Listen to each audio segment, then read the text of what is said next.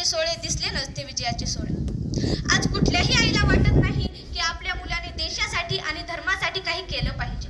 तिला फक्त एवढंच वाटतं आपला मुलगा शिकला पाहिजे, चांगली नोकरी केली पाहिजे, जास्तीचा पगार मिळवला पाहिजे, सुंदर मुलीशी लग्न झालं पाहिजे, 2-3 लेकरांचा बाप झाला पाहिजे, माझा बाली आणि माझी बाली 10 बाय 10 ची खोली. बस अशीच टेंडन्सी झालेली आहे आज.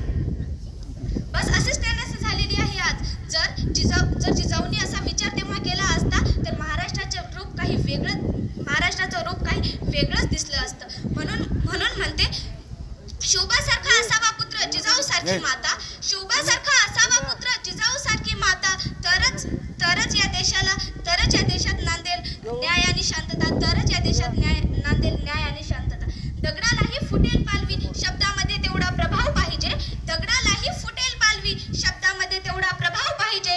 पुन्हा या महाराष्ट्राला जिजाऊंच्याच विचारांचा लढा पाहिजे, जिजाऊंच्याच विचारांचा लढा पाहिजे. जय जिजाऊ, जय शिवराय. धन्यवाद.